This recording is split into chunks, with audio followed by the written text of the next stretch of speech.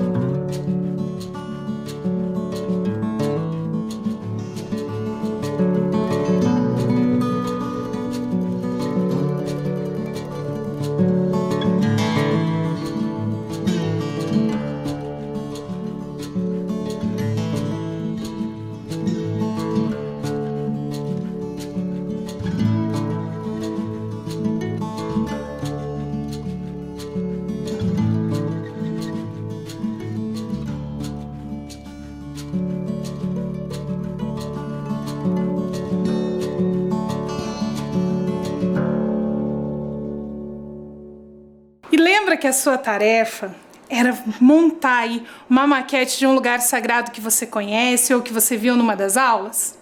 Ou um lugar que você frequenta? Então, eu também montei o meu. É um lugar aqui de Curitiba.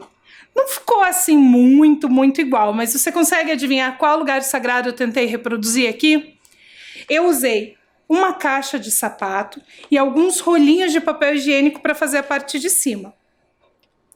Eu tentei reproduzir aqui na minha maquete a primeira igreja batista de Curitiba, que eu fui visitar no ano passado junto com as professoras de arte, e nós fomos lá para conhecer os vitrais da igreja e conhecer como que ficou a construção depois de pronta. E é uma igreja muito bonita que vale a pena a gente conhecer.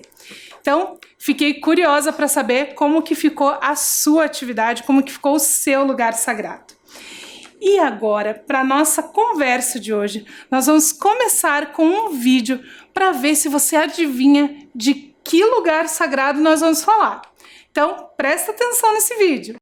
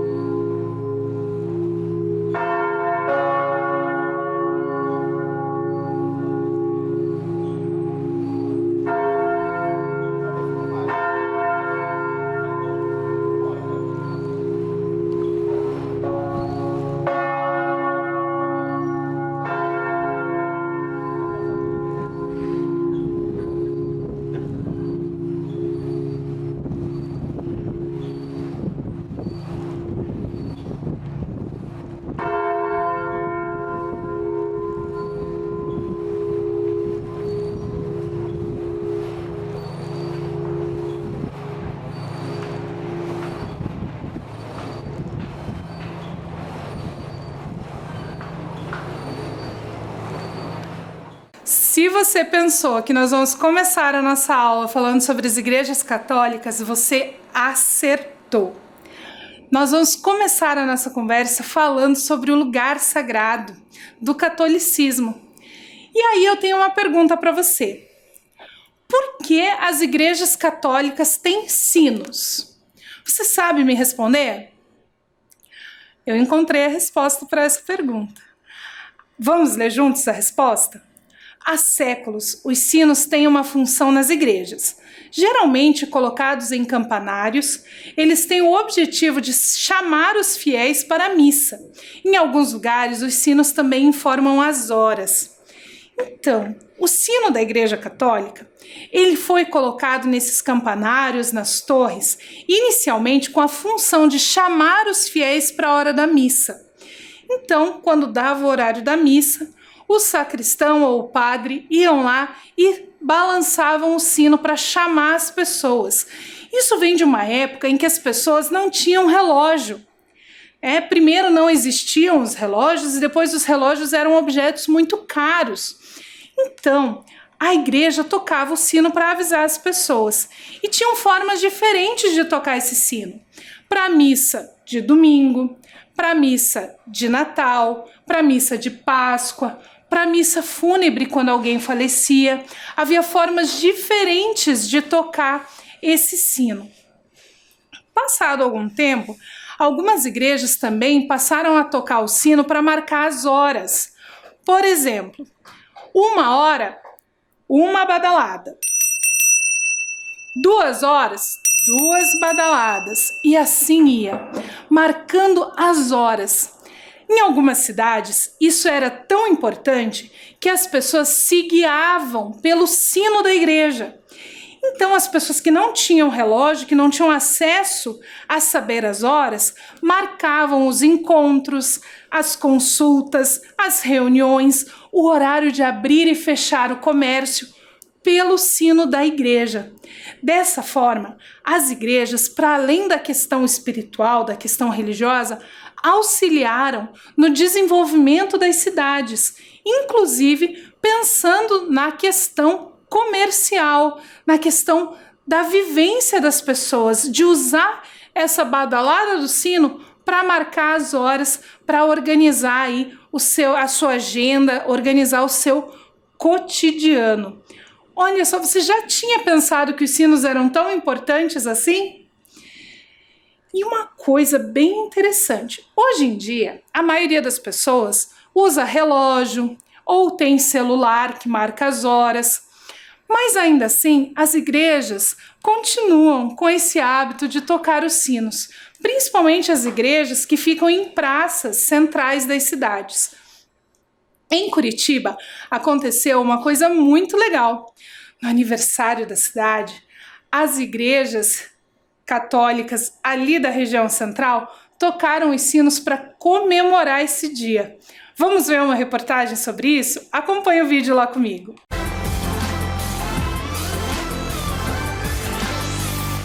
O aniversário de 327 anos de Curitiba foi de casa vazia. O centro histórico, um dos tradicionais pontos de encontro de moradores e turistas, estava deserto. Neste domingo, além das atividades que estavam previstas para a comemoração do aniversário da cidade, seria o último final de semana do Festival de Teatro de Curitiba. Aqui no Largo da Ordem, além dos feirantes, haveria também grupos de teatro e artistas de rua. Mas a Covid-19 tirou todas estas pessoas de cena. O burburinho das conversas e das risadas deu vez ao silêncio e ao ruído dos poucos veículos que passam pela região.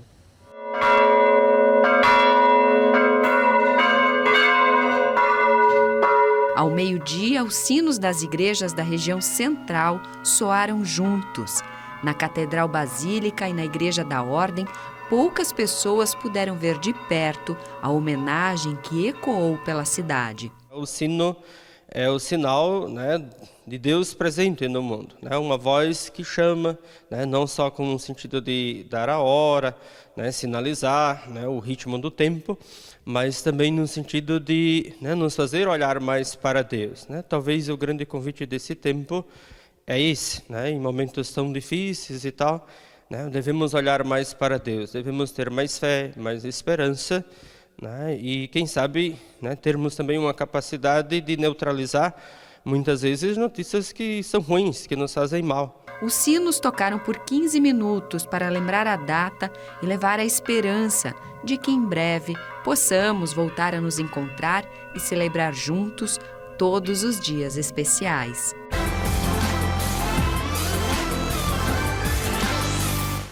Os sinos, essa parte importante do lugar sagrado do catolicismo, se tornou muito icônico e também povoou aí a mente dos poetas, dos escritores, dos músicos. Por isso agora eu vou te convidar para ler comigo um pedacinho de um poema do Manuel Bandeira que se chama Os Sinos. Acompanhe a leitura comigo. Os sinos. Sino de Belém, pelos que ainda vêm. Sino de Belém, bate bem, bem, bem. Sino da paixão, pelos que lá vão. Sino da paixão, bate bão, bão, bão. Sino do bom fim, por quem chora assim? Sino da paixão, sino do bom fim, sino do bom fim, ai de mim por mim. Sino de Belém, que graça ele tem. Então esse é um pedacinho, esse poema ele é bem longo. Separei esse pedacinho para a gente ler e para ver as rimas que foram feitas com os sinos. Por isso, eu vou convidar você agora a copiar esse trecho do poema no seu caderno e aí a gente volta, combinado?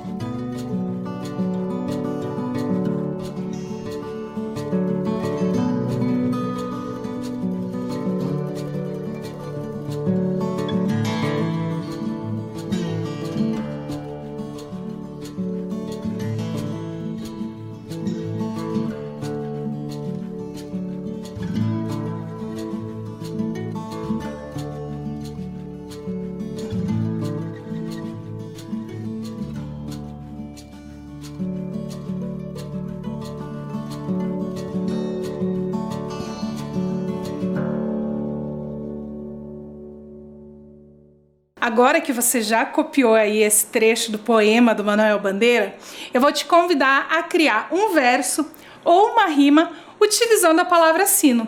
Só para você ter um gostinho, eu vou tocar mais uma vez esse sino para você ver como que é o som, para ver se dá uma inspiração aí para você fazer sua tarefa, ó.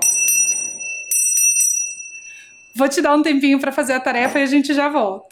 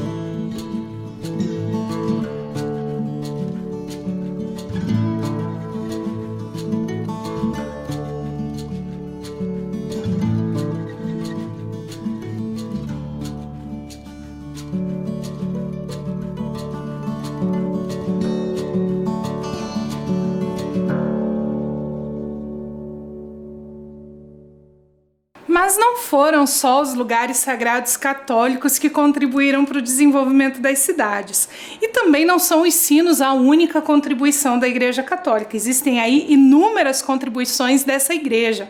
Essa é apenas uma pequenininha parcela do que eles contribuíram para o desenvolvimento das cidades.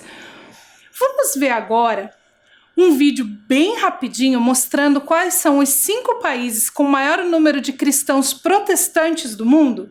E aí a gente volta para falar um pouquinho sobre os protestantes, combinado? Presta atenção lá!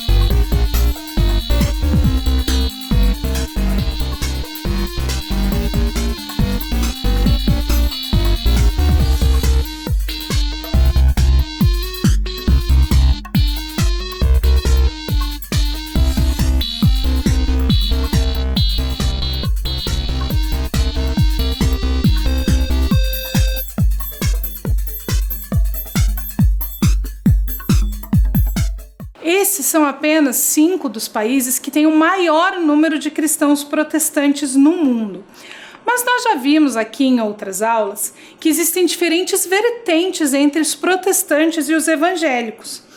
Acredita-se que no Brasil hoje, as igrejas evangélicas representam 13% da população e tem mais de 23 milhões de fiéis. Isso contando as várias ramificações desses grupos, que seriam os presbiterianos, luteranos, metodistas, adventistas e batistas, isso dos protestantes. Aí nós temos também o que são denominados evangélicos. Vamos ler juntos uma explicação sobre essa diferença? Na América Latina, usa-se a expressão evangélicos para indicar as religiões cristãs que se originaram da reforma ocorrida na Europa. Há pelo menos 2 blocos importantes, o protestantismo histórico e o pentecostalismo. Então, esses 2 blocos se dividem em muitas religiões. Dentro do protestantismo histórico, nós temos os presbiterianos, metodistas, batistas, adventistas e luteranos. E dentro do pentecostalismo, nós temos várias religiões, como a Igreja Universal do Reino de Deus, Assembleia de Deus, Congregação Cristã do Brasil e mais uma infinidade de religiões que surgem dentro desses movimentos. Esses são 2 dos blocos, mas hoje, estudando a história das religiões, nós já vemos vários outros. Mas hoje nós vamos prestar um pouquinho mais de atenção na Igreja Adventista. Nós vamos conhecer um pouquinho do trabalho social realizado pela Igreja Adventista do Sétimo Dia. Eles têm um trabalho social enorme e hoje nós vamos ver um pedacinho dele. Assim como outras religiões, os adventistas contribuem para o desenvolvimento das cidades. Mas muitas vezes é preciso ir além do espaço físico do lugar sagrado. Então, muitas vezes, as religiões, de maneira geral, têm o seu lugar sagrado. E eles cuidam com o trabalho social, com o trabalho voltado para a comunidade, naquele entorno. Mas, às vezes, a necessidade está um pouquinho mais longe. E por isso é preciso sair daquele lugar sagrado e ir até onde a necessidade está. E é isso que nós vamos ver agora com esse vídeo da ADRA, que é uma das organizações da Igreja Adventista e que leva ajuda aonde as pessoas estão precisando. A Amazônia, considerada o pulmão da Terra, fascina pela biodiversidade natural. Animais e plantas e rios extensos chamam a atenção. Rios como o Manacapuru, afluente do Grande Solimões, levam até gente que tem histórias de gratidão. Eu moro aqui há 5 anos e só teve uma vez que, pela prefeitura, né, que veio trazer uma equipe médica. E agora é você, né, que estão indo para cá para nós, que sempre a gente espera, né. Acho que se trabalha dentro do rio aqui, né, que as comunidades são longe. Acho que se não fosse contar mesmo com o prefeito, é nota 10 o trabalho de vocês. O jovem não ia a um dentista há 2 anos. Sua realidade mudou com o atendimento da lancha Luzeiro 26, sob coordenação da ADRA Amazonas, a Agência Humanitária Adventista. O acesso não é fácil. Dominguinho é uma comunidade distante mais de 2 horas de barco, sem energia elétrica durante o dia. As voadeiras, barcos a motor, chegam a 80 km por hora no rio e agilizam o transporte de quem ajuda. São voluntários como Cione Duarte, dentista de Manaus que já auxiliou até na Bolívia. Na lancha, ela faz tudo o que pode para dar um sorriso mais bonito aos ribeirinhos. Eu senti a necessidade das comunidades, das pessoas ribeirinhas e vi que eu poderia colaborar com isso. Então isso daí me motivou muito.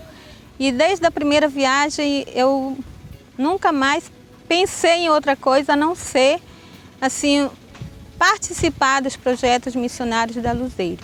O projeto missionário é uma bênção na minha vida, sabe? Eu consigo conciliar o meu trabalho particular e esse projeto missionário de doação às pessoas mesmo, doar a sua vida.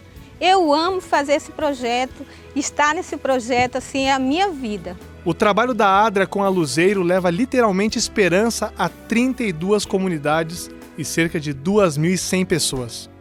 O futuro promete mais trabalho. A esperança é dupla no trabalho da lancha. Uma é a manifestada por Cleude Salles, 4 filhos, agricultora de uma das comunidades. Para nós aqui, custa parecer médico, né? Tem vezes que o prefeito manda uma vez por ano vir um médico para cá, parece uma vez por ano. E então foi bom que nós fomos bem atendidos, né? Eles atenderam nós bem, passaram quase 2 dias aqui atendendo. Para mim foi bom. Os 3 anos que eu não ia assim no médico, né? Aí eles vieram aqui, aí eu fui. Eles passaram o remédio para mim, que eu tinha doce no pé da minha barriga, né? E me deram um remédio, aí eu melhorei. Quem também tem esperança e gratidão hoje é Edmar Sampaio, de Umari. Um acidente com uma madeira de 80 quilos atingiu seu pé, mas o rápido atendimento médico da Luzeiro o livrou de um mal pior. Passei 12 dias parece sem andar, mas graças a Deus eu fiquei bom no meu pé. Eu agradeço muito a Deus e eles também, que eles têm feito isso comigo. A outra esperança está nos lábios de Amair de Jesus. Líder comunitário de Rosa de Saron, ele é responsável por acompanhar a lancha e avisar os moradores dos dias de atendimento. Seu sonho, contudo, é maior. Quer levar esperança hoje e eterna aos vizinhos. Ajuda na construção de um templo adventista com antena parabólica para captação da TV Novo Tempo, o canal da Esperança. Esperança, sim, que o povo ribeirinho mais precisa. Espalhando amor, esse mundo sofredor. Então, esse vídeo mostra só um dos muitos trabalhos sociais que a Igreja Adventista realiza. E não é só a Igreja Católica e a Igreja Adventista que realizam esse trabalho. A maioria das religiões, eu acredito que todas as religiões, tem algum tipo de trabalho social que é realizado, né, de ajuda ao próximo.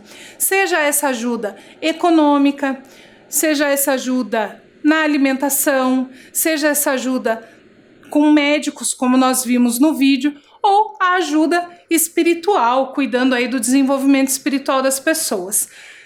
Nós vimos aqui na aula de hoje 2 formas de contribuição desses lugares sagrados ocidentais para o desenvolvimento das cidades. O primeiro, que vem lá de antigamente, que é essa ajuda, mesmo que indireta, na organização da cidade, na organização do entorno do lugar sagrado, através do sino, que é uma coisa que muitas vezes a gente não percebe a importância que teve no desenvolvimento dessas cidades. Que aquela simples badalada do sino de hora em hora ajudou a desenvolver o comércio, a desenvolver a educação, a desenvolver toda a questão de organização daquela sociedade naquele tempo, naquele espaço. E nós vimos também essa outra contribuição mais recente, que é de levar auxílio médico, aonde muitas vezes os médicos da prefeitura, os médicos do estado ou mesmo os médicos particulares não conseguiriam chegar. E as igrejas conseguem, então, levar esses profissionais até essas comunidades lá no estado do Amazonas. E a gente vai, então, para a nossa atividade de hoje. A nossa atividade de hoje, nós já começamos lá falando sobre os sinos, agora nós vamos fazer um outro registro. Vamos ler juntos? Na aula de hoje, vimos que as religiões de matriz ocidental, antigamente ou nos dias atuais, contribuem de diferentes formas para o desenvolvimento social. Eu vou pedir para você copiar esse trecho e a gente já volta.